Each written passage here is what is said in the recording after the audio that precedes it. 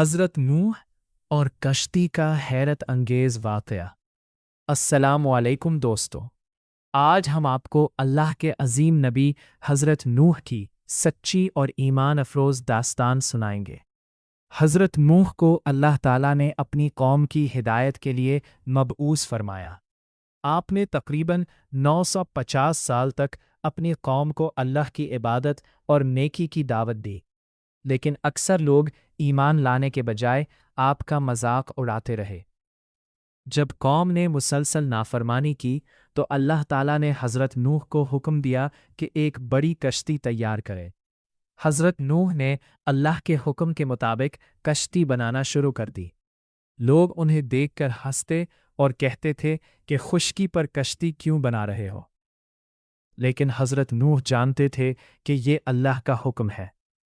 آخرکار اللہ کا وعدہ پورا ہوا۔ آسمان سے موسلا دھار بارش برسنے لگی اور زمین سے بھی پانی ابل پڑا۔ حضرت نوح نے ایمان لانے والوں اور ہر قسم کے جانوروں کے جوڑوں کو کشتی میں سوار کر لیا۔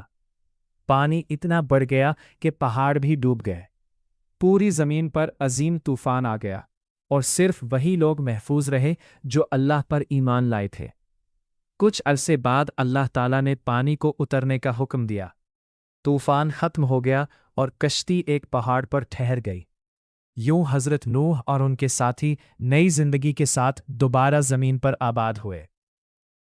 یہ واقعہ ہمیں سکھاتا ہے کہ اللہ کے احکام پر صبر اور یقین کے ساتھ عمل کرنا کامیابی کا راستہ ہے، چاہے لوگ ہمارا مذاق ہی کیوں نہ اڑائے۔